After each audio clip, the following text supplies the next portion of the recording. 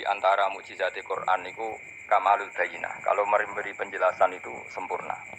Sehingga ulama mengatakan imanul muqallid, imannya orang-orang yang asal ikut kiai, asal ikut guru, asal ikut buku, itu mukhtalaf alaih. Bahkan saya sendiri cenderung mengatakan iman itu tidak diterima. Karena manusia dibekali akal, inginnya Allah itu dengan akal itu dia punya kepermanenan iman, punya kepermanenan iman, dan dengan itu dia imannya mujma' alaih, mesti diterima oleh Allah Subhanahu wa taala karena binnadzari shahih, dengan logika yang benar. Dan logika yang benar itu gampang sekali. Beberapa ulama tentu tahu sekali, bukan sekedar tahu sekali karena itu diajarkan Allah dan Rasul. Misalnya begini, kata Allah, saya kalau baca ayat-ayat ini itu sering nangis karena Allah yang Tuhan itu sebenarnya tidak butuh kita. Seorang lagi, Allah yang Tuhan itu tidak butuh kita, juga tidak butuh iman kita. Tapi Allah ingin hambanya itu berakal ya, karena agama itu liqaumi yaqilun, sehingga berpikirnya benar. Misalnya gini kata Allah,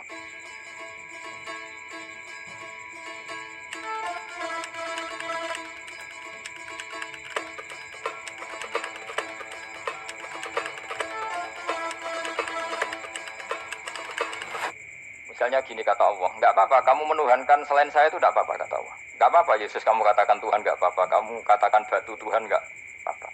Tapi tolong prosedur atau persyaratan menjadi Tuhan itu kamu lengkapi, yaitu punya prestasi menciptakan langit dan bumi. Kalau tidak semua surun semen, kata Allah, sementing urun. Gitu. Jadi sebetulnya itu kan rasional. Misalnya enggak apa-apa kamu merasa jadi presiden atau gubernur atau jadi wali atau jadi apa, yang penting prosedurnya dipenuhi. Itu kayak apa Allah baiknya pada kita. Sehingga saya berkali-kali, makanya menurut saya orang alim itu wajib memaklumatkan kalau dirinya alim, supaya jelas aturan mainnya. Yang dilarang Allah itu kan memaklumatkan alim, kemudian ingin hadun nafsi, ingin salami template, dicucuk, dihormati, itu kriminal. Itu orang alim gendeng, sudah gendeng sekali.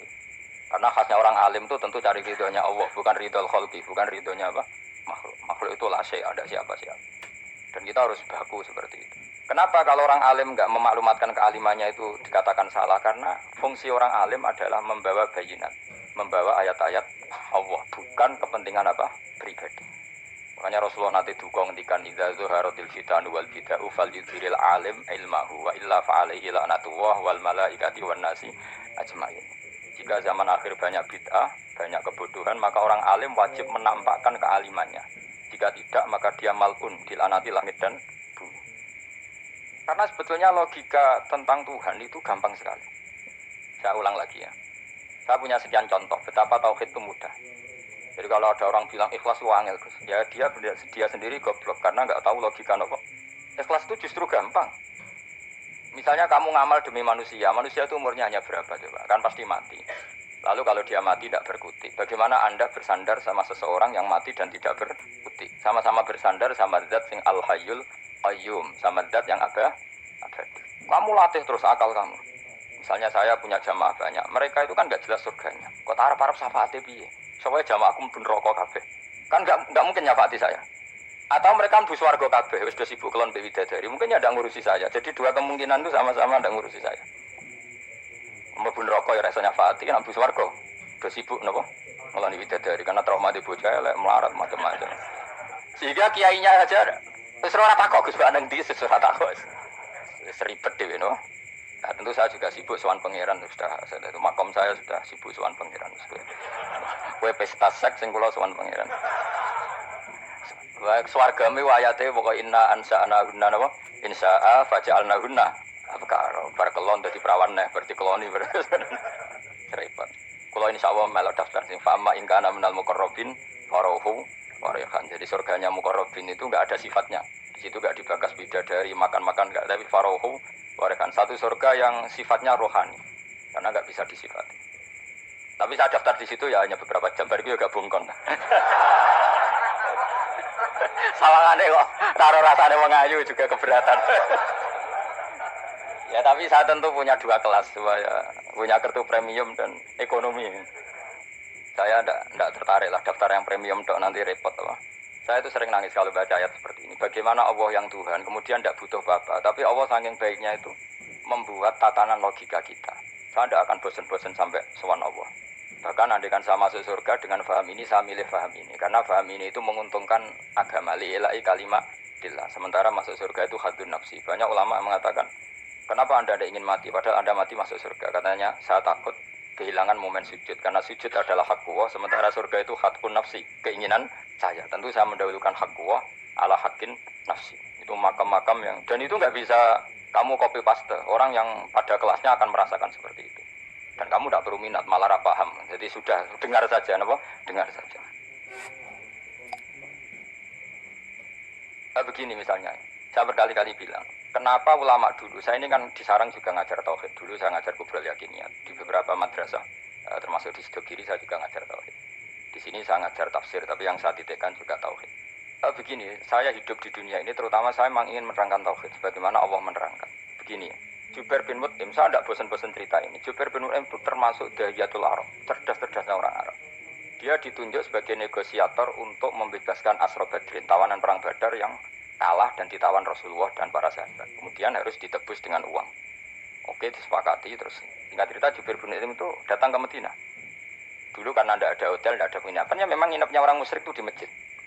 Ya sehingga itu lazim saja. Kamu tidak usah jadi liberal kemudian bilang musyrik boleh di masjid, ya tidak perlu seperti itu. Kamu juga tidak perlu goblok mengatakan nggak ada ceritanya orang musyrik nginep di masjid, karena ya ada tarehnya seperti itu. Jadi tidak perlu goblok, ya tidak perlu liberal. Paham ya? Kalau kamu bilang, wah, naono wong musyrik oleh nginep di masjid, kamu liberal. Padahal konteksnya dulu memang nggak ada hotel. Tapi kalau bilang nggak sama sekali juga goblok, karena sejarahnya pernah ada. Milih nanti goblok apa liberal? Apa milih aja jelas? Nggak milih aja, ngaco aja. 01 apa 02 apa 00. Milih mana? Goblok, liberal, nggak milih. Nah, ketika Jubair bin Mut'im itu datang, delala Nabi itu sholat maghrib ngimami. Nabi baca surat Wattur wa kitabim mastur fi rabbim mansur wal baitil ma'mur. Kemudian di pertengahan surat At-Tur itu kan ada ayat yang menurut saya itu sangat bagus. Sehingga di kamar saya, di rumah saya itu tak figur ayat itu. Bahwa kita harus dilatih berpikir. Kata Allah memulai argumentasinya, am khuliqu min ghairi syai'in. Apakah kejadian alam raya ini seisinya tentu diciptakan tanpa sebab? Misalnya begini, alam raya ini kata orang nihilisme atau komunis atau orang-orang paham nihilisme, itu kan dimulai dari ketiadaan. Logika ini kan goblok sekali. Berarti kalau alam ini kadung wujud, kamu kan tahu kan langit bumi sekarang kan wujud. Ya, langit bumi sekarang kan jelas wujud. Berarti logikanya adalah al-adamu yakhluqu makhlukon, sesuatu yang enggak ada menciptakan sesuatu yang itu kan aneh. Di mana-mana al-adam ketiadaan itu tidak mungkin yakhluqu syai'an atau yu'athiru syai'an. Di mana-mana ketiadaan itu tidak mungkin mengefeki sesuatu yang ada. Wong kamu sebut tidak ada itu berarti tidak mungkin bisa berbuat apa kalau namanya tidak ada. Sekarang alam raya ini dimulai dari ketiadaan, terus kamu simpulkan sesuatu yang enggak ada menciptakan yang ada. Itu gendeng apa enggak? Oh ya gendeng sarap ya. Orang usah dipatahin wong gendeng, sebarno mau mati dewi. Jadi makanya Quran menanyakan mereka, am khuliqu min ghairi syai'in. Apa alam yang kadung wujud ini kemudian disebabkan oleh sesuatu yang tidak ada? Lalu kalau sesuatu yang ada pasti diwujudkan oleh yang ada. Nah, karena yang ada ini pencipta harus berstatus super. Nah, super ini oleh ulama disebut wajibil wujud.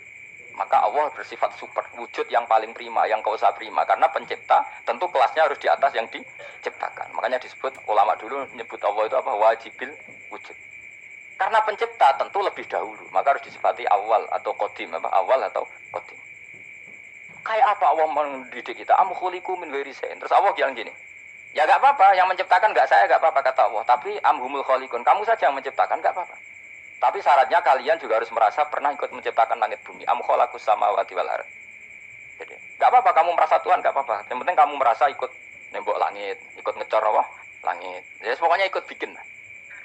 Terus kata Allah, bala yukinun, kamu tak suruh merasa menciptakan langit bumi, kamu juga gak merasa iya. Memang ya mereka merasa enggak kan.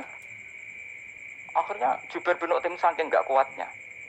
Am khalaqus samawati wal ardh bala yukinun amin dahum khuzumu. Sama Allah dibombardir seperti itu. Dia datangi Rasulullah, ya Muhammad, logika itu tidak meninggalkan akal saya. Matarok tali akli nasihat. Akal saya habis Muhammad. Saya iman saja. Saya tidak cukup punya logika untuk melawan argumentasi ayat yang kamu baca. Saya iman saja. Terus iman.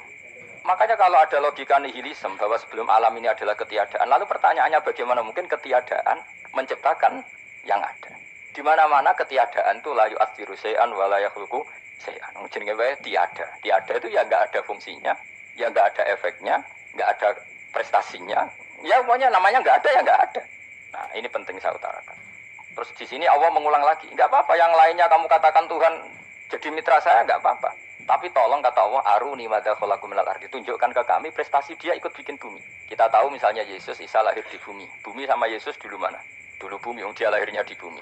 Lalu dia melata di bumi, jalan-jalan. Kemudian dia mengatakan ini bumi Tuhannya saya. Dari bumi kok enak, bisa aku sih. Tua aku sih, bodoh-bodoh pangeran aku dong.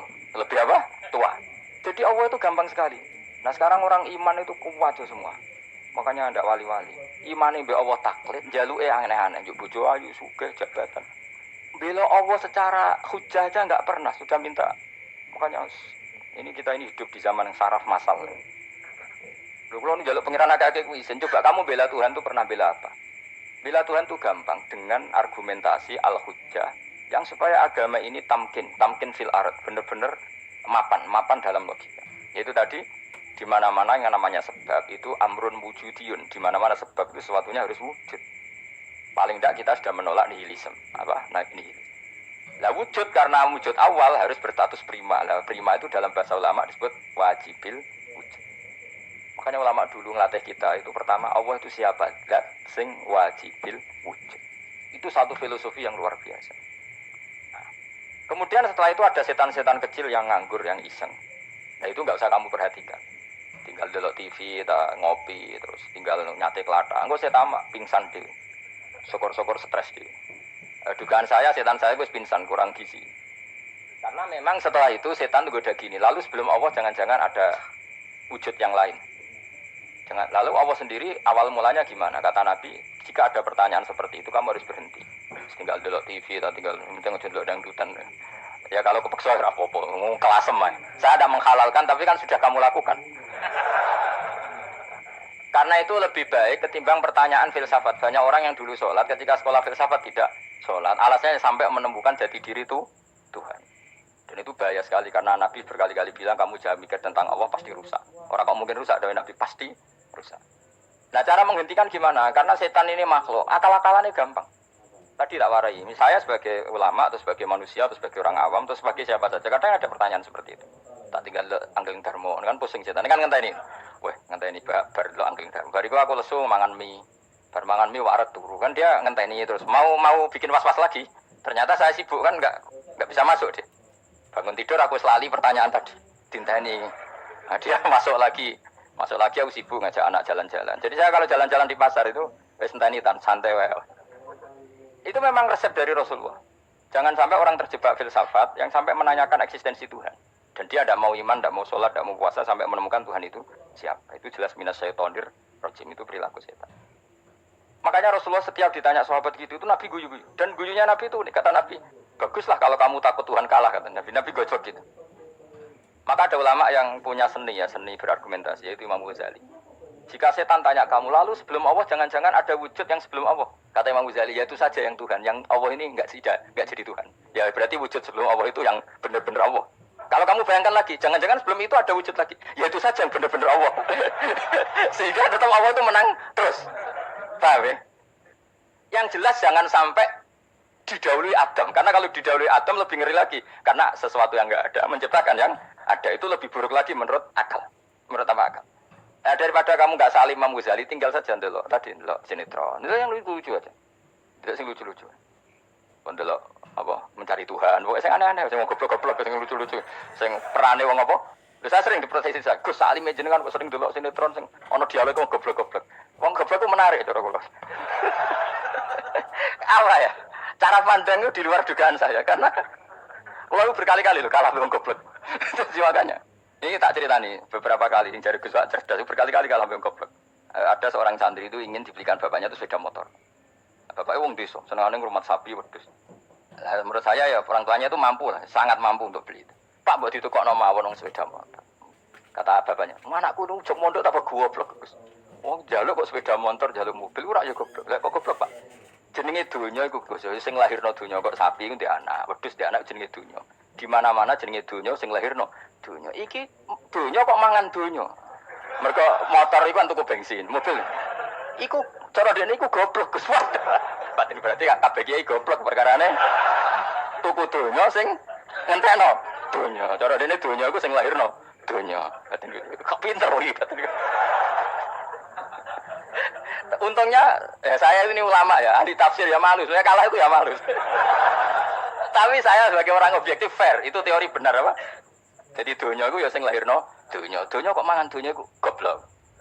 Untungnya dia dengan saya itu jaraknya 5 kilo 7 kilo karena 7 kilo. Lala dia diterkon sepeda motor, tapi tetap mau kalah. Pak, nanti jalan kaki saja. Karena kalau pakai motor ini kegoblokan kata saya. Terus mendingan nih, loh Gus mau kalah tak?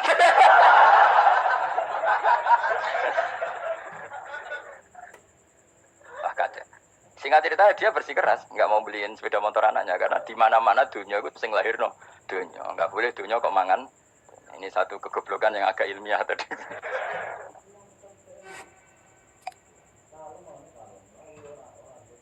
Nah, Imam Asy'ari juga ngalami hal yang sama. Imam Asy'ari itu punya, kita kalau ahli sunnah kan 2 partai ya. Ya, dalam ahli sunnah itu hanya ada 2 partai juga. Kalau nggak Asy'ari ya Maturidi. Ya, dan sama-sama alim. Ya kalau terpaut ya paling 5%, 7% ya. Kealimannya Asy'ari dan Maturidi. Imam Asy'ari itu bikin logika yang jelimet seperti saya sekarang ini. Logikanya jelimet tapi permanen.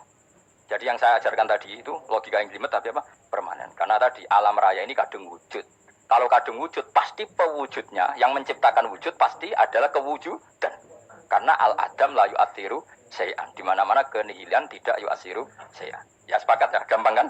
Tentu wujud ini prima, disebut wajibil wujud. Lalu Imam Asy'ari itu bersikeras. Kalau Imanul Muqallid itu tidak diterima. Sebanyak keberatan ulama, tapi Nabi nyatanya yaktafi bi imanil arab al-khalina anin nadur. Nabi nyatanya mencukupkan imannya orang-orang Bedui yang mereka itu kayaknya tidak bisa mikir. Ya, Nabi yaktafi bi imanil a'rab itu wong desa al-khalina anin nadur yang mereka itu tidak bisa Pak. Ingat cerita Imam Asy'ari survei. Coba ayo kita tanya orang-orang kampung. Ternyata kegoblokan orang kampung itu ya ilmiah, masyhur itu. Imam Asy'ari saja harus belajar dari wong awam, wong goblok-goblok. Kita kok ingin ya Badawi bima araf tarubak.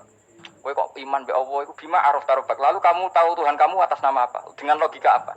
Jawabnya enak. Al-ba'ratu tadullu 'alal ba'ir wa atharul aqdam yadullu 'alal masir. Angger ana tletong ya ana ontane.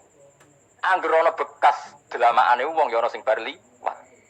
Jadi misalnya ada bekas teracak anjing, berarti anjing habis liwat. Ada bekas apa ular ya berarti ular harus liwat. Ada bekas teracak manusia ya berarti manusia habis liwat. La wa hadzal alam atharun min athari qudratillah. Alam iki bekas mesti ana sing gawe. Jadi Mas Ari pinter juga, mesti logikane gak jelimet tapi angger ana tletong ana sapine. Ana teracake wong berarti ora sing bar liwat. Dia ngomong gampang wa asarul aqdam ya dulu alal masir. Nah, terus Imam Asy'ari habis itu ngendikan, ya sudahlah dengan logika apa saja. Meskipun karena zori hadal arabi sebagaimana cara berpikir Bedui ini, sementing ada natur. Apa ada natur.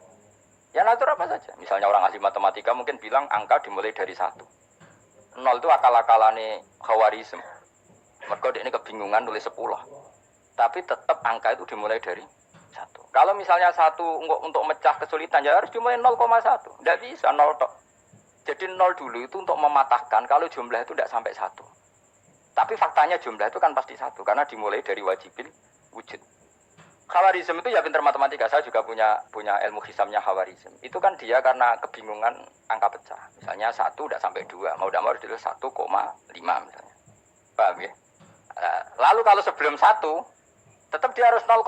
Lalu hakikat 0,5 itu kan bagian dari wujud apa bagian dari adam? Tetap bagian dari wujud. Jadi 0,5 itu kan khayal kuliah. Tak warai ya. Mungkin saya ada ahli matematika ala wong kampus, tapi saya tahu kan ala Islam itu lebih gampang. Misalnya gini. Sesuatu itu kadung kamu putuskan itu satuannya 1. Tentu ketika separuh kamu katakan baru separuh. Tapi sebetulnya ketika satuan itu kamu katakan 10, yang separuh itu sudah 5. Itu kan terserah sing bagi, no? Terserah sing bagi. Iya dong, misalnya 1 juta, 5-nya artinya apa coba? 500.000 kan. Sekarang kalau 100.000, 5-nya jadi berapa? 50. Kalau 1,5 jadi. Nah itu kan terserah satuannya apa? Tapi tetap dari 0,5 itu tetap menunjuk sesuatu yang wujud. Yaitu 5-nya sebetulnya apa? 5 yang separuh tadi. Paham sih kalau maksud? Tetap nggak bisa sesuatu dimulai dari apa? 0. Nah, makanya kata Abdul Hamid Khan kalau dalam Mendidik Tauhid, itu gampang saja tadi. Alam raya ini kadung maujud. Kalau kadung maujud pasti disebabkan oleh sesuatu yang wujud. Karena wujud pencipta harus berstatus prima. Lah prima ini atau premium ini kita sifati wajibil wujud. Atau kamu katakan apalah kausa prima atau musabbibul asbab. Nah kelirunya kita dalam berislam itu, kritiknya para ulama. Kita ini nyebut Allah dulu baru menceritakan status Allah. Kalau zaman Nabi itu dibalik. Status wajibil wujud itu kita terangkan dulu, baru yang oleh Islam itu namanya Allah. Paham ya? Kan beda, misalnya gini logikanya gini. Kamu ketemu orang ateis. Saya ulang lagi, kamu ketemu orang ateis, terus kamu ditanya, lalu alam ini yang menciptakan siapa? Allah Jalla Jalaluh. Mesti kan tanya, man huwa Allah? Allah itu siapa? Kalau dulu Islam mengajarkan enggak gitu. Surat pertama turun apa coba? Iqra. Iqra itu enggak nyebut kata Allah. Iqra bismi rabbika. Rabbika itu siapa? Alladzi khalaq. Sebutlah nama Tuhan. Yang berhak menyandang Tuhan adalah zat yang pencipta. Itu tidak ada kata Allah. Di surat Mudatsir, surat kedua. Ya ayyuhal mudatsir kum fa'anzir wa rabbaka fakabbir. Bukan Allah fakabbir, wa rabbaka fakabbir. Sehingga cara berpikir gini dibalik. Sebutlah Tuhan kamu. Tuhan itu siapa? Yang berstatus Tuhan adalah zat yang berstatus pencipta. Nah, lalu pencipta ini oleh Islam dinamai Allah. Kalau orang ateis kamu langsung bilang Allah, man huwa Allah. Berarti pertanyaannya Allah itu siapa? Lalu kamu jelaskan Allah adalah pencipta. Allah adalah wajibil wujud. Tentu lebih gampang kamu terangkan. Makanya Al-Quran menerangkan amuhuliku min ghairi syai'in. Mananya saya di sini, mananya ya Allah. Apa? Allah. Apakah mereka diciptakan tanpa pencipta? Tentu setelah Islam tahu itu namanya siapa? Allah. Paham ya? Kalau balik malih. Jadi sebetulnya Quran itu ngajari kita itu ilmu mantek yang luar biasa. Misalnya, ya Yuhanna su'budu. Siapa? Rabbakumul ladzi khalaqakum walladzina min qablikum. Sembahlah Tuhan. Tuhan itu siapa? Pencipta kamu dan pencipta orang-orang sebelum kamu. Lalu Tuhan ini oleh Islam dinamai. Tapi kalau langsung kamu bilang ke orang ateis atau orang Uni Soviet, Allah itu Tuhan, Allah itu siapa? Sebab itu di beberapa ayat dijelaskan dulu status Allah. Sifatnya Allah, keakhasan Allah, keakhasan Tuhan. Yang dikatakan Tuhan adalah zat pencipta. Kalau tidak pencipta berarti tidak Tuhan. Sekarang Yesus pencipta bumi apa enggak? Enggak, karena dia lahir sudah di bumi. Begitu juga Fir'aun. Fir'aun itu kalah telak sama Nabi Musa ya gara-gara logika ini. Ketika Nabi Musa ditanya Fir'aun, wa ma rabbul alamin, lalu Tuhan itu siapa? Kata Musa, Rabbus samawati wal ardi, yang menuhani langit dan bumi. Jadi Fir'aun, enggak, ma'alim tulakum min ilahin wa irisa, jalan-jalan kemana-mana yang dikatakan Tuhan oleh masyarakat saya. Kurang ajar Fir'aun. Terus kata Musa, ya Tuhanku yang di langit. Terus manggil Haman Mesir, ya Haman ibn Ili sorhalla ali abluhul asbab samawati fa'attoli ila ilahi. Haman, bikinan saya piramida yang tinggi, aku akan lihat Tuhannya Musa. Ada enggak di sana? Padahal misalnya munggah tenan ya pangeran ra iso didelok kan repot Nabi Musa. Wah, payah ya nggak piramida nginceng pangeran teprak ketok kan. Akhirnya Musa pakai logika. Ya sudah gini saja, Rabbukum wa rabbu abaikumul awwalin, yang menuhani nenek moyang kamu yang dulu-dulu. Oh itu langsung fabuhita Fir'aun. Fir'aun tuh kaget sekaget-kagetnya. Dan para penggawa Fir'aun sadar. Wah, kalau Fir'aun yang Tuhan, babanya tanpa Tuhan. Kan Tuhannya balita kan gitu kira-kira. Tuhannya balita. Tuhannya barulah. Itu kan jadi logika yang mematikan. Kalau Fir'aun Tuhan berarti babanya dulu yang wujud itu tanpa Tuhan, karena Tuhannya baru lahir. Ini ada Tuhan kok datang terlambat ini kan. Akhirnya para punggawanya Fir'aun iman, macam gendeng ya Fir'aun itu gendeng. Itu pentingnya logika Rabbukum wa rabbu abaikumul awwalin. Nah sekarang orang tuh enggak belajar logika. Iman bi Allah orang mantep ning ati, cek iso digoncang setan, jalukane wis aneh-aneh. Jaluk swarga, jaluk gak mutu yo ora. Gak mutu. Makanya banyak wali kalau ditanya, kamu masuk surga sama sholat milih mana? Milih sholat. Kenapa milih sholat? Di surga itu demi hadun nafsi saya, poya saya. Tapi kalau saya sholat itu untuk hakku. Saya sebagai hamba, identitas kesejatian saya adalah menghamba. Soal nanti Allah bikin bonus surga silahkan. Maka sebenarnya masuk surga itu ada urutannya. Sebagai orang alim saya urutannya adalah berkampanye sesering-seringnya, membuat logika supaya orang mudah ke Allah dan Rasul. Makanya di Quran tuh gak ada orang disuruh masuk surga dulu itu ya Tuhan nafsul mutmainnah irji'i ila rabbiki. Kamu kembali ke Tuhan kamu dulu. Bahwa kamu makhluk yang butuh Tuhan. Fadkhuli fi ibadi. Kamu masuklah berstatus hamba dulu. Kesestatusan Anda sebagai hamba ini matangkan dulu. Bahwa saya ini hamba. Dibuktikan dengan suka sujud, suka ngamal, suka sedekah, suka tawadhu. Saya sebagai orang alim sebenarnya gak suka mulang. Karena takut. Nak kue pinter kok nyanyi aku, nak goblok sawangannya metodeku gagal. Kan dua-duanya ini merugikan saya sebetulnya. Saya ulang lagi ya, nak kue pinter kayak nyanyi aku. Kan ya mungkin juga, senajan rada mokal mungkin. Sanggep ae rada mungkin. Pomone nak sing ndik kan yo, biasane hasud tuh ndik. Semua itu sebenarnya rugi semua, tapi Allah yang memerintahkan hak wong alim kudu mulang. Perhitungan itu tak buang semua. Sing ape nyaingi nggih monggo, sing tetep goblok nggih. Monggo, sebab Allah ngutus mulang ya napa? Mulang. Meskipun tadi potensinya itu dua-duanya buruk, sing alim nyaingi. Kemudian nak mubalek terus didol ilmu Quran atau royalti tambah parah lagi. Nah aku nggak pakai logika ikhlas, pakai logika selesai semua. Disuruh Allah ya sudah. Saya ulang lagi, makanya saya minta ya, surat Nur itu dibaca. Makanya baca Quran itu jangan terlalu egois, jaluk swarga. Statusnya dulu itu fadkhuli fi ibadi, kehambaan Anda posisikan yang mantap. Lagi wadkhuli jannat. Sekarang enggak dibalik, orang ini masuk surga dulu. Kayak surga di kapling. Rawe arang-arang we jaluk Lailatul Qadar. Lailatul Qadar wis kliwat. Wingi wis Dzulhijjah wingi kan Pak. Sebagian ulama berpendapat Lailatul Qadar itu fi kulli sanatin. Apa fi kulli? Karena Lailatul Qadar berdasar nuzul Quran dan nuzul Quran itu bisa saja hari Arafah, bisa hari apa. Ada ulama mengatakan Ramadan, tapi bisa tanggal 1. Nah, kamu kan pemalas ikut yang partai 21, 23 karena kan wis akhir-akhir kan wis enteng. Sebenarnya Anda milih 21 berdasar ilmu apa berdasar enak anak terbatas waktunya kan? Kan lebih sempit apa? Lebih apa? Sempit. Ya saya ulang lagi ya. Jadi Allah kalau ngajarkan hujah itu gampang sekali ya. Tadi amkhuliku min ghairi syai'in. Enggak apa-apa saya ada Tuhan kata Allah, tapi kamu harus punya logika. Alam raya ini diciptakan tanpa pencipta. Mau enggak kamu punya logika seperti itu? Bahwa alam ini yang wujud diciptakan oleh sesuatu yang tidak wujud. Mau enggak kamu punya logika itu? Enggak mau kan? Namanya wujud tentu diciptakan super wujud. Dan super wujud itu wajibil wujud. Dan itu Tuhan kita yang oleh Islam dinamai Allah. Bang. Makanya nyebut Allah itu di surat-surat awal Quran enggak ada. Coba. Awal surat Quran itu surat apa coba? Iqra kan? Iqra itu ada enggak kata Allah? Enggak ada. Iqra bismi rabbika. Rabbika itu siapa? Allazi khalaq. Surat Mudatsir sama, ya ayyuhal mudatsir qum fa'anzir wa rabbaka fakabbir. Ya sudah seperti itu. Ya ayyuhan nasu ubudu rabbakum. Rabbakum itu siapa? Allazi khalaqakum. Nah, kita ini keliru metode. Pemene wong tukang wiridan, Allah. Tapi ora roh Allah iku sing sapa? Ya dia Allah. Dia nyifati Allah mau sing ngekeki swarga, sing ngekeki dhuwit, sing ben ngekeki bidadari. Jadi Allah disifati sesuai selera yang menguntungkan dia. Bahwa Allah ini yang ngampuni saya, kemudian saya masuk surga, kemudian ngeloni bidadari. Makanya kalau dia jadi wali tak demo. Tak laporkan MK. Solo. Karena ini wali pecundang. Bagaimana mungkin calon wali pikirannya khadun nafsi. Kalau lama enggak gitu, mendikan Allah itu zat paling penting di dunia. Maka akan saya maklumatkan di dunia bahwa orang kembali ke Allah. Caranya gimana? Akan saya kenalkan Allah lewat logika. Caranya apa? Kita sifati wajibil wujud. Kita sifati rabbukum wa rabbu abaikumul awal. Dengan sifat-sifat yang semuanya mengarah ke dikjayaan Allah Subhanahu wa taala. Iku jenenge kowe bener-bener ulama. Iku disebut bal wa ayatum bayyinatun fi suduril ladzina utul ilm.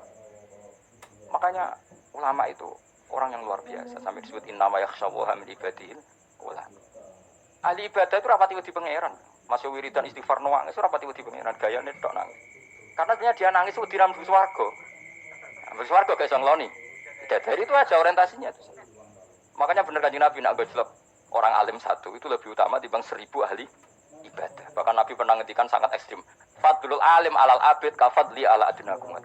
Keutamaan orang alim dibanding ahli ibadah itu sebagaimana kelas saya kata Nabi dibanding kelas terendah kalian. Padahal Nabi dengan Abu Bakar saja jaraknya sangat jauh. Itu kata Nabi fadlul alim alal abid kafadli ala adnakum. Keutamaan orang alim dibanding orang abid sebagaimana keutamaan saya dibanding sahabat paling rendah. Karena tadi abid itu ada oportunisnya. Tapi kamu jangan benci abid loh. Karena kamu ya orang alim, orang abid. Saya saja yang kritik. Saya yang tanggung jawab di depan Allah. Orang abid itu kadang kan wiridan nganti nangis. Pikirannya apa coba? Wis rasakno mungkin apa wiridan pikiran aja. Di sepuro dosane. Terus apa ke? Terus swarga. Terus apa kene swarga? Aku takut. Saya aku takut, ayo, saya ngapain bersuarga, apa kegiatan? Rencana pertama ya, Om. Gak usah munafik, biasa, weh. Om mau inna ansa'na apa? Insya, ayo kalau harus jujur, apa jujur. Bandingkan kalau orang alim. Orang alim itu ketika nyebut Allah itu iri ya Allah. Kenapa di dunia ini ada makhluk lain yang menandingi engkau? Saya tidak iri itu. Kenapa di dunia ini ada syarik orang yang dimitrakan seperti engkau? Maka orang-orang alim ini ingin memaklumatkan bahwa la syarika lak, labbaika wa huma labbaik, la syarika lak, innal hamda wan ni'mata laka wal mulka la syarika lak. Sehingga para nabi itu memaklumatkan itu. Engkau saja yang Tuhan ya Allah. Semua nikmat dari Engkau, semua kepemilikan ini milik Engkau. La syarika lak labbaik. Dimaklumatkan ke dunia. Innal hamda wan ni'mat itu dimaklumatkan. Enggak ada kepikiran mereka masuk surga. Karena mereka ingin memaklumatkan bahwa Allah ini yang Tuhan. Sama tak ceritani Nabi Ibrahim jadi Khalilur Rahman, rumang samu kakan wiridan kaya kowe ndak. Wiridannya Nabi Ibrahim sama sampean mungkin banyak sampean. Karena sampean banyak kepentingan tadi. Wali-wali dulu kalau wiridan itu tidak sebanyak sampean ndak, tak jamin ndak. Pokoknya mau lelo yang 10.000 ndak biasa wiridannya. Tapi khosyahnya sama Allah luar biasa. Pertama Nabi Ibrahim diangkat jadi khullah. Khullah itu ya Khalilur Rahman. Itu dia wiridannya gini. Ya Allah, innahu la yahzununi alla ara ahadan fil ghairi ya'buduka ghairi. Alla ara ahadan fil ardi ya'buduka ghairi. Sama saya hafal tadi. Memang saya hafalkan. Ya Allah, saya ini susah sekali. Kenapa zat sepenting engkau kemudian yang menyembah engkau hanya saya? Ini tidak fair. Makhluk yang enggak penting saja punya umat. Makhluk-makhluk yang enggak penting aja jadi pusat perhatian. Misalnya artis atau presiden atau gubernur atau tokoh-tokoh. Semuanya jadi presiden. Padahal semuanya itu makhluk yang enggak sepenting engkau. Ini zat yang sepenting engkau, kemudian yang tahu kalau engkau penting hanya saya, ini tidak fair. Nangis deh. Nangis, ini tidak fair. Innahu la yahzununi alla ara ahadan fil ardi ya'buduka ghairi. Saya ini susah Gusti, susah sesusahnya. Zat sepenting engkau, kemudian yang tahu kalau engkau penting itu hanya saya. Wah, ini tidak fair. Loh, coba kalau orang mencintai sesuatu kan gitu. Misalnya kita bojo ayu, kemudian wong liya kabeh darane elek, mangkel ora? Mangkel gak? Kamu beli Alphard. Kamu kira itu mobil mewah. Kemudian orang nyejajarkan podo mek keri, mangkel gak? Semua kenikmatan tuh kita nikmat karena itu diakui ya gak? Wes gunane apa kayak di Alphard gawe ning Gunung Kidul. Terus wong darani ngono iku padha mek keri ya kejangke mangkel ora kira-kira. Enggak penting mewahnya ini tetap butuhnya pengakuan. Coba misalnya kamu jadi presiden hidup di dunia orang sufi. Sing darane wong penting wong saleh ahli sujud ora kakuat iki. Kita teko di Barno. Karena itu hormati situ hanya orang apa soleh. Kakuat iki gak? Oh kakuat iki gak? Kowe dadi artis top, teko ning daerah Gunung Kidul mung desa-desa, terus diundang lek. Oh, mangkel kae. Le bayang dong.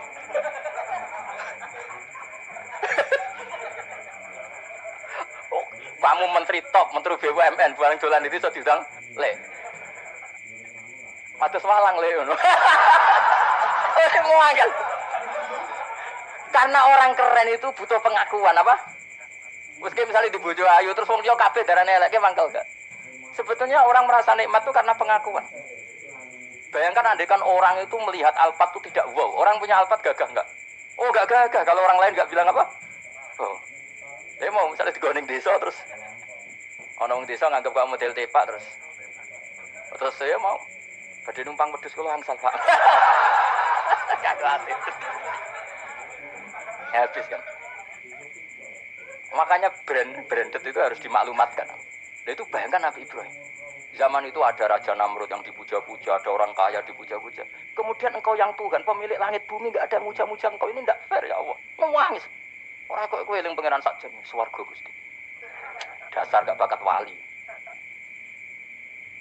Terus saya itu pernah kangen Nabi Ibrahim itu sampai nangis dan itu saya tidak berdoa. Semua yang terkait Nabi Ibrahim itu saya baca. Mulai surat Quran, tafsir tentang Ibrahim. Sampai saya di Kudiro di Tadirawa pernah ziarah ke makamnya Nabi Ibrahim.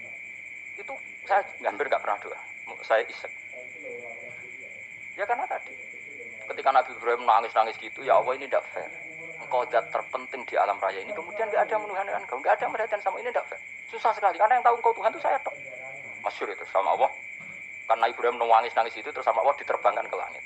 Disebut wagadali kaduri Ibrahim malakutas sama Allah. Di langit ada jutaan malaikat sujud, jutaan malaikat rukuk, jutaan malaikat baca tasbih. Nabi Ibrahim oke Gusti kalau gini ya benar, ini baru benar kata-kata.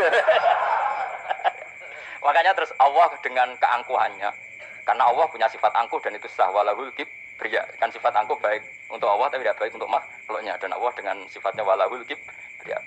Kata Allah, kalau nasihati para nabinya, kamu tidak usah susah jika di bumi jarang orang nyembah saya. Innalladzina 'inda rabbika yusabbihuna lahu bil-laili wan nahar wa hum la yasamun. Kamu tenang saja. Orang yang di sana di langit-langit itu maksudnya para malaikat itu bertasbih siang dan malam. Wa hum la yasamun, dan mereka tidak berhenti-henti, tidak bosan-bosannya bertasbih. Jadi Nabi itu baru terhibur kalau yang diidolakan itu keren. Itu Nabi, itu wali kutub, itu wali. Kamu enggak nyebut Allah itu. Sebenarnya kamu kan enggak ingin kan bangun malam ingat Allah, berhubung utamu akeh. Terus Allah mbok libatno, mbok kenyaur kan sebenarnya itu. Kamu ingin jadi bupati, sebenarnya kamu enggak kangen Allah. Kamu ingin jadi bupati, terus Allah mbok jak koalisi kan gitu terus. Malam-malam Allah, ya Allah ini hambamu ya Allah minta. Sebenarnya kamu kangen Allah apa kangen keinginan kamu? Terlalu menyindir banyak orang ya. Maksudnya ini cerita saja. Ya sudah ini kayaknya kok banyak yang tersindir. Tapi ini kan ngaji. Yang ngaji itu harus naik kelas. Ya sudah tidak usah diteruskan kok banyak yang tersinggung. Ya sudah tidak usah diteruskan. Walau akhidu mau mengalap sapa Allah anasa yang manusa bima kan perkara kasabuka nglakoni sapa anas. Minal maasi sing pira-pira maksiat. Mata rota. Mongko ora ninggal sapa wa taala dzuri ing atase dhuwure artayil arti minda batin saking kewan apa wae. Nasama tegese kewan tadubu kang melata pun sama alih ing atase arat. Kalau saja Allah ingin merusak manusia karena dosa-dosanya, pasti tidak disisakan beberapa sesuatu yang jadi kebutuhan manusia, termasuk dagang. Enggak ada hewan, enggak ada tanaman, enggak ada apa saja di bumi. Karena Allah ingin mengadab manusia. Tapi nyatanya di balik mereka maksiat tetap fasilitas kepentingan manusia ada. Karena sifat ghafurnya Allah, sifat rahmannya Allah. Walakin yu akhiru tetapi ini ngakhirna sapa wa kuming wong akeh ila ajalin temu kemaring batas musamman kang wis ditentono. Ayo mil kiamat diksi dina kiamat. Fa idza jaa mongko nalikane teko apa ajal rum ajale wong akeh fa inna wa mongko satuna wa taala iku kana ana sapa wa bi ibadi kan kaulan wa basiran dat sing mirsani. Fa ijazi mongko males sapa wa ing wong akeh ala amali ing atase wong ngamali wong akeh. Carane ngemales Allah tentu profesional atau prosedural bi isabatil mukminin kelan ganjar wong mukmin wa iqabil kafirin lan nyiksa wong kafir. Ya jadi Quran itu gunanya ya membuat logika yang benar supaya orang itu menghindari kesalahan. Jadi menakut-nakuti itu kalau nggak harus tentang neraka, takut dari kesalahan, takut dari kebodohan. Kan kita juga takut kan punya pemimpin yang salah, takut punya kasus, takut kepleset. Ketakutan nggak harus dari neraka. Makanya saya berkali-kali bilang, saya sering duduk dinasihati Mbah Mun, yang aku kena alim, ojo sering mau tafsir, mari goblok dari Mbah Mun. Maksudnya mari goblok itu gini, mufassir itu manusia, kadang dia itu satu ayat umum, dia mendiktekan ke satu kasus, padahal kasusnya lebih umum. Makanya berkali-kali sama nani umpama ini, contohnya ini, karena nanti itu mengikat. Misalnya gini ya, saya ulang lagi ya, dan gayamu kayak wong alim. Coba andekan kapasitas Anda itu RT, minta jadi presiden, itu ngelama apa doa? Tidak, jawab saja. Ngelama. Jatah kamu untuk azab, kok jaluk Lailatul Qadar, itu ngelama apa Anda? Mestinya jalukmu orang untuk azab, itu bagus. Paham ya? Banyak ulama diajak istisqa gak mau. Banyak itu ulama. Ayo istisqa kita karena sudah lama gak hujan. Kata ulama tadi, jatah kita ini kena hujan batu dari langit. Gak hujan batu sudah bagus, gak usah minta. Ulama macam-macam. Rai-rai ngene iki pantes untuk Lailatul Qadar atau azab aja jawab. Orang untuk azab wis bagus. Yo dadi dongane ya Allah. Ampun jenengan siksa la tu akhidna. La tu akhidna maknane njuk Lailatul Qadar mbok ora disiksa. Ya makam kita itu masih Robbana la tu akhirna. Iku supaya gak disiksa innasina waktu kalau kita salah. Kowe kan gak kalau. Gua sudah salah. Jadi donga innasina waktu sange apikane pangeran wae ditambahin. Kalau kita salah. Kalau kita kan sudah ada kalau lagi sudah. Sudah jelas salah berkali-kali lagi. Kowe wong diisin. Julak jalur Lailatul Qadar gak diisin. Tapi oleh wong pangeran apian. Pangeran kan tapi misalnya pengiran ora aku luwe apian timbang aku. Jadi sowe disahno permintaan. Tapi gak dikabulno. Mau disahno, tapi ora usah apa? Disahno iku iman jalin dan goblok piye meneh, kowe macam-macam. Makanya doa paling fair itu ya Rabbana dzalamna anfusana wa lam taghfir lana wa tarhamna lanakunanna. Makom kita itu di sepuro pangeran. Sing bener donga traweh-traweh lho ning Tuban ning Jogja wis bener apa innaka afuwun karim tuhibbul afwa fa'fu anna. Ora ana guru-guru kita donga ya Allah anilna lailatul qadar ya Allah ka ora saraku kiye kita ana ngajarno ngono ya Allah innaka afuwun karim tuhibbul afwa fa'fu anna. Jenengan kandat sing kathah nyepurane lan seneng nyepuro pun jenengan sepuro. Iku wis bagus itu. Lailatul qadar kira-kira untuk srengenge. Terus delok angin. Angger daerah Gunung Kidul banter terus ana-ana. Boy wong tahu diri, maksud kula dia tetap minta Lailatul Qadar tapi tahu diri. Misalnya suwe bersodako, poso bersolat 1000 rakaat terus utang iki sahur, sampai 10 togo-togo sing mbok dolimi jaluki sepuro. Pas kowe tenan mergo ngrasa ora dolim nduk Lailatul Qadar. Tapi kira ngrasa ora dolim wis ujug sombong. Wong sombong ya ora berhak meraih. Lah terus piye Gus? Ya piye biasa wae, pokok biasa wae. Makom kita ora kena adab itu sudah luar biasa. Ora penuh adab piye. Wis ngene iki luar biasa, napa? Luar. Mun nang ngandel kula, mesti ngene iki keadaan seperti ini terus. Soale dongane wae Rabbana la tu'akhidna in nasina wa akhtana. Itu sudah luar biasa. Nah, ini kan teruskan dawuh Mbah Mun.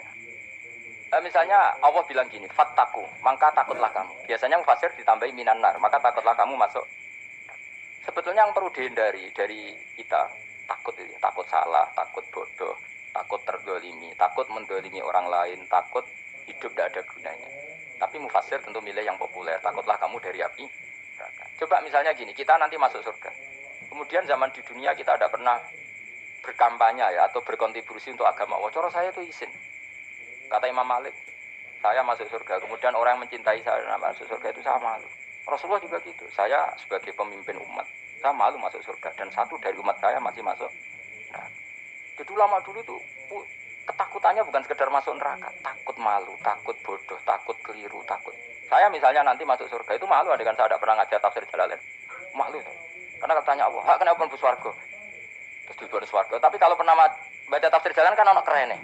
Keren artinya saya pernah mengkampanyakan Quran, pernah mengkhidmati Quran, pernah ngitmai kitab engkau ya Allah. Saya pernah ngitmai umatnya Rasulullah yaitu sampean kabeh. Pernah mulang, pernah sowan. Terus setiap bulan sowan jenengan gak sopan tapi. Mulane kira usah bales sowan rono malah ganggu aneh-aneh. Kadang santri yo pidol, wis diulang cek sowan. Orang tuh kiai kalau sudah di rumah tuh milik keluarga biar fair. Bermulang cek assalamualaikum. Terus kiai ini kagok keluargane ku kapan? Kuwi mikir bocah ora karu-karuan. Jadi seneng ya di ilmu ini, seneng ya di ilmu. Saya ulang lagi. Nah, kata yang ditafsir itu sering tidak mengikat. Makanya kata Mbah Mun, baca tafsir itu dikurangi. Maksudnya dikurangi itu bukan apa-apa. Maksudnya tadi, kalimat yang ditafsir itu tidak mengikat. Yang mengikat itu yang kalimat di Quran. Nah, kalimat Quran itu umum, kenapa? Misalnya gini, Allah kalau gini, ikdilu, kamu harus berbuat adil. Lalu adil itu misalnya mufasir menafsir, adil itu menyamakan di antara dua orang konflik. Misalnya di MK 01 dan 02 dianggap sama, itu namanya adil. Itu kan dawai mufasir. Atau misalnya gini, Allah bilang gini ke saya, hak kan ada di kiai sing adil. Terus adil ditafsiri orang, adil itu menyamakan sesama murid, haknya sama. Nah, tapi bisa saja adil itu di luar itu semua. Misalnya gini, ternyata adil menurut Allah gini, adil maknanya seimbang, apa? Adil itu maknanya apa? Seimbang. Lalu keseimbangan seorang hamba adalah dia ingat Allah lebih banyak. Karena ini bandul yang benar-benar nyata. Allah itu nikmatnya nyata. Sehingga ketika saya sebagai orang alim, ingat saya alim itu karena Allah. Dikasih ilmu Allah, dikasih cerdas Allah, dikasih semuanya dari Allah. Sehingga saya itu tidak merasa kumuluhur pada kalian. Karena semua ini dari Allah. Kemudian Allah sendiri yang memerintahkan, ya, kamu harus mengajar. Maka saya ada harap-harap salam template sampeyan, penghormatan sampeyan, apresiasi sampeyan. Karena saya hubungannya hanya dengan Allah Subhanahu. Itu namanya adil, meletakkan sesuatu proporsional. Itu juga adil namanya. Makanya seseorang itu nggak bisa dikatakan abid selagi belum tahu kalau ibadahnya minallah. Jadi misalnya ke ibadah tok, ternyata kamu yakin itu ibadah kamu, amal kamu itu belum abid. Abid hakikat adalah alhamdulillah alladzi hadana li hada wa ma kunna linahtadiya laula anda tahu. Ketika kita sujud yakin ya Allah alhamdulillah jenengan menakdir saya sujud. Saya sholat alhamdulillah engkau menakdir saya sholat. Sehingga minallah dulu, pikiran itu semua kebesaran kemendahan ini minallah dulu. Baru setelah minallah kita yakin billah. Setelah billah juga yakin ilallah. Misalnya gini ilallah itu. Setelah saya ngajar tafsir Jalalain, kepentingan saya satu. Hamba-hambanya Allah menjadi tambah mencintai Allah. Tidak mencintai saya, enggak penting sama mencintai saya. Makanya Imam Syafi'i tiap ngajar bilang begini. Wadidtu annal khalqa ta'allamu hadal ilma wala yahmadunani. Saya senang kalau kalian belajar fikih sama saya, tapi kamu tidak usah muji saya. Jadikan fikih ini alat taqarrub kamu kepada Allah. Itu namanya minallah wa ilallah. Itu adil. Tapi adil yang dijelaskan ulama beda-beda tadi. Ada mengatakan adil adalah proporsional antara murid, antara keluarga dan murid. Meskipun kamu senang mulang, jangan merantarkan keluarga, itu udah adil. Itu kan versi, no? Maksudnya Mbah Mun, kamu jangan terjebak versi-versi dalam tafsir. Paham ya? Karena Allah hanya ngetikan i'dilu wa aqrabu. Paham ya? Tapi kan penjelasan adilnya orang versi. Paham ya? Ada yang nulis adil adalah meskipun mimpin masyarakat ya ingat keluarga. Karena sing tukang wayo nafsiri adil, adil adalah karena lagi tidak cukup istri satu, maka ayo kan yo repot kan. Tapi kalau kadung kadung istrinya 3 atau 4. Adil adalah harinya sama meskipun janda dan perawan. Dari sing lanang gak adil adalah proporsional. Sing wis suwi dikumpuli dikurangi. Yang baru ya mungkin enggak kalau nuruti. Mungkin enggak. Ya, tapi itu kan versi, kenapa? Maka kata Mbak Men itu memang saya itu merasakan, saya sebagai mufasir merasakan memang saya kan sering baca Jalalain beda dengan tafsir Munir, nanti beda dengan tafsir Qurtubi. Saya beri contoh misalnya. Dan kamu pasti salah jawab ini. Kalau kamu benar berarti ya alim tenan. Wa idza darabtum fil ardi falaysa 'alaikum junahun an taqsuru minas shalah. Orang kalau pergi itu boleh enggak ngosor salat? Enggak, jawab saja. Boleh kan? Ngosor salat itu apa? Misalnya salat asar 4 jadi berapa? 2. Kalau isya jadi 2. Kalau subuh? Enggak, sudah maju lah. Maghrib? Enggak, kan yang bisa dikosor hanya berapa? Yang rubaiyah, yang apa? Berarti kamu yakin? Antak suruh minas sholat artinya 4 jadi 2, yakin? Enggak, jawab saja. Yakin. Nah itu termasuk orang pinter ya. Berarti ilmu lagi saktrip. Ya. Sebetulnya kata Imam Qurtubi enggak. Ayat itu kan hanya bilang gini, kalau kamu bepergian maka kamu boleh menyendak sholat. Qasru itu memotong. Dari aturan yang dulu 4 menjadi 2. Sebetulnya tidak hanya itu tok. Aturan tidak boleh membawa najis menjadi boleh.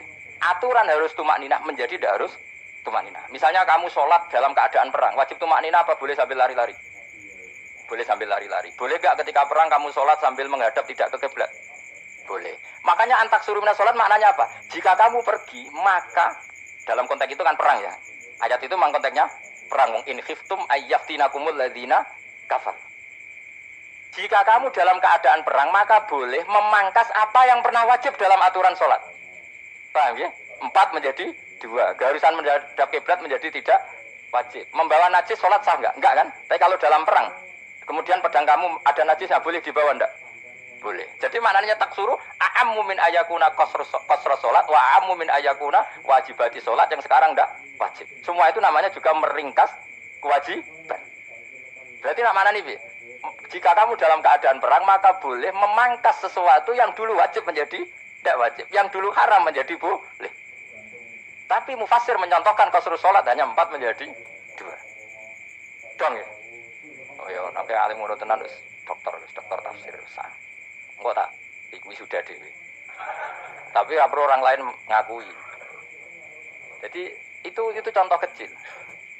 Jadi mufasir karena kebetulan dia tahunya hanya qasrus sholat itu 4 jadi 2, dia itu. Padahal di tafsir lain diterangkan qasru itu artinya menyingkat atau mencendak atau memangkas. Dulu wajibnya sholat itu nggak boleh bawa sesuatu yang najis. Tapi kalau sholat dalam keadaan perang dan pedang kamu ada darahnya, boleh nggak dibawa? Boleh. Bahkan Allah menyuruh dibawa. Dan boleh nggak madhep kiblat. Fa in khiftum farijalan auruk banataki fa idza amintum fadhkurullaha kama allamakum. Ketika keadaan aman baru sholat sesuai standar. Nah, berarti kan ada qasrus sholat, ada pemangkasan aturan sholat. Kayak misalnya begini. Dalam keadaan normal boleh nggak kamu motong pohon pisangnya tetangga tanpa izin? Nggak boleh kan? Tapi misalnya ada banjir bandang, kemudian kamu bisa selamat kalau motong itu wajib izin apa malah haram izin? Haram izin, harus kamu langsung potong karena kalau tanpa begitu kamu dan yang punya wajib meridhoi. Kalau nggak meridhoi disalahkan syarak malah. Paham ya? Jadi ini penyolongan yang wajib. Tapi tak sebab potong kayak ngelangin, terus gedangnya bepangan, itu berlebihan. Karena Allah memaklumi hanya untuk ngelangi. Jebule wis menisan lah itu di luar izin syariat apa? Di luar izin syariat. Itu melampaui batas itu. Syaratnya boleh itu ghairu baghi wala famani turra itu darurat syaratnya ghairu baghi wala dan tidak boleh melebihi batas. Lho ora ape ngetok gedange jupuk sik sing mateng dipangan terus diketok. Ora oleh. Paham jelas ya? Makanya kalau ngaji tafsir ya saya kan berkali-kali ada makna di tafsir Imam Suyuti saya tambahi umpamanya ini. Maksudnya umpama itu supaya contoh itu tidak mengikat. Jadi yang disebut beliau itu satu dari sekian potensi ribuan contoh. Ya, kayak tadi misalnya antak suruh minas sholah. Itu umumnya ulama membayangkan qasrus sholat yang 4 jadi 2. Padahal enggak, maknanya meringkas aturan dari wajib menjadi tidak wajib. Bahkan sebagian aturan itu dikatakan haram, tidak haram. Itu tadi misalnya bawa najis atau teman kamu mau dibaca orang kafir terus kamu bilang hei hati-hati, itu tidak batal kalau dalam sholat siddatil khauf. Paham ya? Jelas? Semaju lah. Malam terus tidur Lailatul Wis gumen mbek wong-wong itu. Bingung ora ilmune wong-wong. Ma ungzira abahum elam yung daru tegese ora den kei wedi sapa ngake fi zamanil fatrah ing dalam zaman fatrah. Ya sama seperti ini. Orang tidak mendapat ingdar tuh di zamanil fatrah, zaman enggak ada rasul. Tentu tidak hanya itu tok. Ada rasul tapi orang itu jauh dari komunitas ulama. Itu juga termasuk orang yang tidak mengalami ingdar. Jadi tidak mengalami ingdar bisa di zaman fatrah atau sudah ada rasul tapi dia jauh dari ulama atau jauh dari komunitas Islam. Itu juga komunitas yang tidak mengalami ingdar. Pahu mengkote wong akail kaum iku khafidun lali kabehane gimana sing iman parustilan bener. Itu contoh paling gampang itu ada wiyai mesti bener itu loh. Kalau kamu ngaji tafsir Jalalain ya yuhanna subutu rabbakum. An-nasu biasanya tafsirkan kufaru Makkah, napa? Padahal di situ nas semua manusia apa kafir Mekah? Semua manusia. Cuma konteks dulu karena Nabi orang Mekah dan zaman itu yang diberi peringatan orang Mekah, Imam Suyuti bilang kufaru Mekah. Lah seperti itu kufaru Mekah mengikat apa enggak? Enggak kan? Enggak, karena yang dituruni Quran yo kafatal linnas. Tapi ya Yohanasu di Jalalain sering ditulis apa? Kufaru Mekah. Nah, seperti itu tidak mengikat. Itu contoh saja, Pak. Contoh saja dalam konteks zaman itu. Paham ya? Jadi banyak, makanya tafsir itu agak ngikat. Ya, tapi yang ngomong gitu harus orang alim. Kalau kamu yang ngomong malah kacau. Kemudian ngomong sombong. Mas Suti kan manusia, saya juga manusia. Ngapain saya harus ikut? Ya sarap itu. Ora wis sombong sarap, no? Wis sombong sarap. Lakot hakko teman-teman fahum, lakot hakko teman-teman nyata apa alqaulu apa titah. Ayo wajibat iki wajib manane nyata al aksarim. Ing atase akeh wangke biladab. Lakot hakko teman-teman dadi nyata apa alqaulu apa titah anane azab. Ayo wajibat iki wajib apa adab al aksarim biladab fahum mongko te wong akeh la yuminu ora iman sapa ngakeh. Il aksaru iki utek akeh wong ora iman. Zaman iku Mas. Ya, maksudnya zaman iku. Tapi jengben nggih mboten ngerti. Tapi mungkin batu Isa itu semua orang iman tapi ya banyak yang la iman itu tidak bermanfaat lagi karena wis apa matahari terbit dari apa barat hina la yanfa'u nafsan imanuha lam takun amanat min qabl inna satamne ingsun ujala ga ingsun fi anati ing dalem gulu-gulune wong akeh tak gawe aghlalan ing belenggu bi ayu doma gambar bi antu doma gambar ento dewi kumpulno ilaha maring anak apa lagi di tangan di anak gol karena saat meneh wil iku yajma'u sing ngumpulno wil al yada ing tangan kal unuk maring geger maring napa gulu-guri lho jenenge unuk wong Arab nak darani kene iku unuk nak darani kene iku nakher dari wong Arab, ya kene iki unuk, kene iki nakher. Lah ulun niku ngeten, tangan ditakok teng napa? Napa? Gulu. Napa jenenge cidok niku cidok. Ini guri-guri. Baya mengko te tangan ilahi kumasmatun teng kupono ila atkoni maring dagu. Meniki lho jenenge dagu. Jam utakonin baya mustama ulahyan. Kumpule dua dagu atau dua wang nek cumanan. Baru mengko te wong akeh mukmahuna iku dadi bunder sapa wong akeh. Manane rafuna ngangkat wong akeh usaha ing sirahe wong akeh. Lastati una ora iso mampu sapa ngake khodah ing ngendekno rukus. Menawa dhewe maksudi wae ta iki mutamsilun mu bayangan, mutamsil gambaran. Mulane kula gumun be ulama riyen. Tak contohno ya, nek ulama dhisik utop, wong dhisik nak darani bun neraka digludungno. Wong kafir sok ben digludungno ning neraka. Iku ya pancen ngalim tenan wong dhisik. Mergo gambarane ngene, ora usah praktekno sok ben, praktekno saiki wae. Nak praktekno sok ben kowe sok ben mlebu neraka. Dadi ngeten wong nak lungguh ngene, wong Arab nak darani iki ason-ason. Terus ngeten. Ngeten. Niki jenenge apa? Dengkul. Dengkul itu kena dagu, terus tangan kena cidok tadinya. Jadi wong wis dalam keadaan bunder. Paham ya? Lah malane malaikat karek nyaduk terus gludung-gludung ngono. Paham ya? Jadi mergo yo napa? Dengkul nempel dagu, paham ya? Tangan nempel cidok, terus ditaleni. Paham ya? Terus ya karek gludung dong, malane wong kurang adane bunder apa iku? Oke, bayangno saiki sampean ra usah gak usah mlebu maksudnya, paham ya? Mulane ape mlayu ora iso, wis posisi ngono, paham ya? Sampean ra usah delok, maksudnya praktekno saiki. Orang delok. Lah dawuh Imam Suyuti wal muradu te kang den kersakno iku anagum sak temne wong akeh la anu nek ora tunduk sapa ngakeh lil imani maring iman. Wala faduna nek ora tunduk sapa ngakeh ora ndilukno usau ing sira wong akeh lalu krana iman. Iki tapi dawuh Imam Suyuti. Tentu tidak semua ulama sependapat. Jadi cara Imam Suyuti semua yang dikatakan Quran ini muktamsil. Artinya mereka tidak tunduk, maknanya tidak menerima iman. Tapi itu cara Imam Suyuti. Ulama lain yang mengatakan tidak. Memang orang kafir ketika masuk neraka dalam keadaan seperti itu dan digeludung. Ya tidak apa-apa sama-sama benar. Ya sama-sama benar karena ya Quran itu milik bareng, milik bersama. Jadi apa ya? Kan banyak kalimat kayak tadi mengkosor sholat, meringkas sholat. 4 jadi 2 yang meringkas, paham ya? Dari aturan ketat menjadi agak longgar juga meringkas. Jadi semuanya namanya memotong apa? Memotong dari 4 menjadi 2 ya memotong, paham ya? Dari aturan wajib menjadi tidak wajib juga memotong. Itu kan sama-sama benar, lihat nanti konteksnya. Wajah analan gawe sapa ingsun mimpeni aitim sanging ngarepe wong akeh sadan ing tutup. Mamin khalfim sanging gurine wong akeh sadan ing tutup. Fathisin sadan wa tumihalan dumai sin sudan fil maudi ing panggonan loro. Faksena mongko ngekeki gelap ingsun ing wong akeh, mongko te wong akeh lajurun running ali sapa wong akeh. Tamsilun iki contone edon iso diturukil iman maring ketutupe dalan iman alih ngatasi kufar. Nah, cari maksud kabeh iki mau tamsil. Dadi ngene. Dari depan kami kasih tutup, dari belakang kami kasih tutup, kemudian mereka saya kasih kegelapan. Maka mereka tidak tahu. Mananya apa? Dari arah depan yang mereka nggak ngerti pentingnya iman, dari arah belakang yang mereka tidak ngerti pentingnya iman, maka mereka buta, artinya tidak iman. Itu dari Imam Suyuti. Tamsilun edoni hanya perumpamaan lisat diturukil iman, yaitu tertutupnya jalan-jalan iman. Tapi ulama lain mengatakan ya enggak. Memang pernah ada peristiwa di mana orang kafir ngepung Rasulullah dan mereka dari depan matanya dihalangi, dari belakang dihalangi, sehingga ketika Rasulullah keluar mereka tidak melihat. Itu ya nyata ya, jadi makanya ngaji ya. Jadi kan keren. Oh ini ada sekian tafsir, terus gue ngomong kan kayak wong alim keren. Nah tak kata siapa? Ono rekamannya. Tapi orang ngaji dewe. Nah tak kata siapa? Ada rekamannya.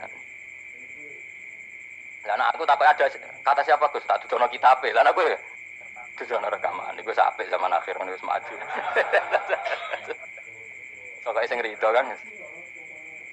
Enak kok Kang, jadi orang alim enak. Nanti itu jadi orang alim ya rugi. Tadi nanti kan gitu. Syabul Qadir masuk surga. Entah ini gelombang kedua dan para penggemarnya. Jadi akhirnya sing alim tenan yang swarga, sing kedua dan para penggemarnya. Iku ora usah alim Kang, cukup penggemar. Jadi aku sebenarnya rugi kan. Gus Pak masuk swarga kedua dan para penggemar. Waduh. Terus jebule padha wae. Iku saking rahmane Allah. Kenapa? Kan masyhur itu hadis itu. Rasulullah itu ada sahabat nangis, enggak bisa tidur nangis. Berhari-hari enggak bisa tidur nangis. Hanya karena ingin punya satu pertanyaan. Lama-lama ketemu Nabi, ya Rasulullah sudah berhari-hari enggak bisa tidur, ingin menanyakan ini tapi tidak berani. Coba kamu tanya saja. Ya Rasulullah, saya ini kalau mati, engkau kan suatu saat dipanggil Allah. Saya tidak ketemu engkau. Makanya mumpung sekarang saya tak melihat wajah engkau sekuat-kuatnya, sepuas-puasnya. Kata Nabi, ya. Kenapa? Ya kalau engkau di surga, saya di neraka kan enggak ketemu lagi. Atau kalaupun engkau di surga kan kelasnya beda, kan enggak ketemu lagi. Jadi kemungkinan dua-duanya itu enggak ketemu. Kata.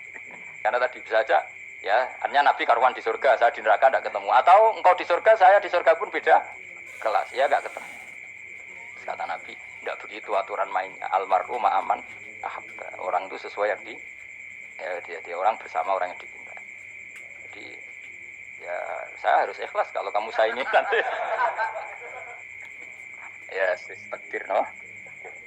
Wasawana ni podo ukrale ngatasi wong akeh angger tau itu ngekek peringatan sira gumeng wong akeh tahqiqil hamzatain angger ta. Wa ibdali saniyati alifan angger ta rumata sili ala nasil hamzah wa itu khali alifan wa alif bina musahalan dan hamzah sing ditasil wa ukhralan ya wa tarqilan tinggal itu khol. Amnam tungzirhum wong ra is bakat kafir mbok elingno cek ra mbok elingno tetep layu minun ora gelem iman. Lah sing iman iki sapa inama tungziru mestine ngelingno sira. Maksude yan fa'u tegese manfaat apa ing daruka peringatan sira. Peringatanmu manfaat man ing wong itaba kang anut sapa man adzikra ing Quran il-Quran adil Quran. Wa khasyalan wedi sapa man ar-Rahman ing Allah Rahman biwi padahal ora roh pengiran. Ya khofat tegese wedi sapa ing Allah, toh walam yara ora ningali sapa wong ing Allah. Nane biwi itu apa? Takut Allah dalam keadaan toh dia tidak melihat Allah lang. Mereka tak tafsiri biwi barang gaib ning Indonesia terjemahannya hantu. Melihat alam gaib itu maknanya apa dalam bahasa Indonesia? Hantu. Mulane biwi rata terjemah apa? Ya namanya ini wakosya lan di sapa wong ar-Rahman ing Rahman bil wibi padahal dene ra roh langsung. Ya ora usah diterjemah ya. Terjemah dadi apa? Barang gaib malah repot. Babasiru mongko ngeke berita gembira sira ing man bimaghfiratin kelawan pengampuranan wa ajrin dan ganjaran karimen kang terhormat. Orang yang seperti itu yang ikuti Quran dan takut Allah itu layak mendapat maghfirah wa ajrin karim wa ta'ala juru karim wal jannatu swarga. Inna satamna ingsun wa nahnu ya ingsun iku nuh uripna ingsun almauta ing wong sing mati libasi krana nafas. Wa natubulan nulis ingsun fil lauhil mahfuz ma ing apa wae kodamu kang nglakoni sapa ngake fi hayatihim. Di lauh mahfuz apa yang pernah kamu lakukan ditulis min khairin kaapian wasari dan kaelean liujazau supaya diwales sapa ngake alih ing atase iki. Wa atharahum lan yo tak tulis bekas-bekas kelakuanem. Matek saya perkara ustunta kang digawe sunah apa bima badam sak usum ngake. Jadi perilaku kamu ditulis setelah kamu mati ya masih ditulis yaitu bekas-bekas sunnah kamu yang pernah kamu lakukan. Jadi misalnya kayak kok penemu judi, selama ada orang judi ya kamu dapat, paham ya? Paham ya? Loro gak? Makanya ulama ngendikan dulu tubalil amwat, tubaliman mata wa matat ma'ahu dzunubu. Bejo wong mati kemudian dosa-dosane melok mati pisan. Maknanya dia mati dalam keadaan tidak pernah melahirkan sunnah keburukan, paham ya? Tapi bejo wong sing mati kemudian dia meninggalkan sunnah kebaikan yang diikuti Kok sampean ini lho bener. Gak paham jalan lah, nggo jalan harus turun ngaji. Sehingga sebenarnya anak gak paham lah ya gowo. Lho kok gowo jalan cung dhisik bapak ra paham lah ya gowo. Itu sudah bagus. Apa? Bagus. Berarti pokoknya anut anak ya anut. Pokoknya keren, pokoknya keren sampean keren. Jadi nanti sampean anakmu tuku jalan takoki, Pak, kok tuku jalan dhisik bapakku ning lemari iki ono jalan. Lah tapi dhisik bapak paham yo ora ya paham bodoh. Wes stop, oh, stop. Jelas ya itu anak tubuh mangkot damu wa ataro. Makanya sisa-sisa amal kita, bekas-bekas amal kita semuanya adalah ditulis sampai Allah Subhanahu wa taala. Mane kula kepengin jenengan nate syukuran, pisan-pisan nate syukuran. Pertama anak kita bisa sholat. Guling-gilingan banyak orang syukuran perkara ulang tahun. Kenapa pertama anak kita bisa sholat, kita tidak pernah apa? Syukuran. Padahal sholat itu yang menjadi identitas anak kita, kehambaannya ila yaumil qiyamah. Boyo orang itu sehingga nanti anak kita tuh senang sekali. Itu saya itu kalau agak marah, itu anak saya yang paling kecil, baru umur 6 tahun. Itu tahu-tahu bilang, "Pak, saya sudah sholat." Karena dia tahu, saya itu paling terhibur kalau ada berita sudah sholat. Jadi itu penting supaya orang itu tahu orientasinya bapak itu sholat. Jadi jangan sampai terus anak kita kalau ulang tahun syukuran, tapi pas sholat kita dingin-dingin saja. Lama-lama anak kita berperasaan sholat itu tidak penting. Buktinya apresiasi bapak biasa saja. Itu contoh kecil. Jika nanti tertanam, anak kamu tertanam, nanti cucu kamu tertanam. Jadi itu namanya asar apa? Asar. Jadi harus seperti itu. Jadi ya itu namanya asar. Makanya Nabi Ibrahim nggak berani minta uang sama Allah, minta rezeki nggak berani. Tapi kalau dia menyebut sholat dulu baru berani. Rabbana liyuqimus sholat faj'al afidatam minan nas tahwi ilaihim warzuqhum, kata Ibrahim, supaya mereka kuat sholat ya Allah. Nggak apa-apa kamu kasih makan supaya kuat sholat. Karena kalau Nabi Ibrahim hanya berdoa, ya Allah kasih mereka makan. Nah, gue zino, gue demenan, gue judi. Nabi Ibrahim melok dosa. Makanya dimulai Rabbana liyuqimus sholat, supaya mereka kuat sholat ya Allah. Nggak apa-apa mereka kasih makan. Tadi supaya di sholat jadi pokok. Kenapa kita makan? Supaya kuat sholat. Andai kan Ibrahim hanya berdoa supaya kasih makan mereka. Kemudian kekuatan itu dipakai maksiat. Ibrahim kan ikut dosa. Itu sirinya kenapa doanya Rabbana liyuqimus sholat ya. Jadi kata liyuqimus sholat didahulukan, apa? Supaya mereka kuat sholat, maka kasihlah makan, kasihlah rezeki. Jadi supaya sholat jadi pusat orientasi. Itu harus dilatih. Ya tentu kamu ngelatihnya sidik-sidik. Wong anak esopo kan gitu. Tapi ini kan cerita aja. Maksudnya orangnya biasa lah. Maksudnya biasa lah. Maksudnya aku mau cerita. Kue gelo ya monggo. Terus mutung ra ngaji ya monggo. Gampang. Kue ra ngaji, aku golek murid kok kue gampang. Kue golek guru kaya aku kangelan. Ya maksudnya sing gelem ngalah teko ini kan. Oh, liane larang nang nyewane. Wa atharum lan bekas-bekasnya mereka. Makanya ketika Ahmad bin Hambal itu ahli hadis karena selagi riwayatnya dia dipakai, orang tahu Rasulullah itu karena ahli hadis. Bener sing paling hebat tentu qala Rasulullah. Tapi apa artinya qala Rasulullah kalau enggak diriwayatkan dari ulama sampai kita. Tapi apa artinya sampai kita nek gak ono sing ngalahi maca ngene iki. Mburohno maca ngene. Paham nggih? Ayo jajal kitab Mustad Ahmad. Nak roh gudi larang ngono to. Mergo ora ono sing maca ora ro isine, paling kenangane apa? Gudi larang. Tapi baru kaya ono sing maca kemudian bisa. Ini juga asar. Cuman kowe oleh niru aku mati ngorek jalan. Oleh niru. Tapi aja niru sesate.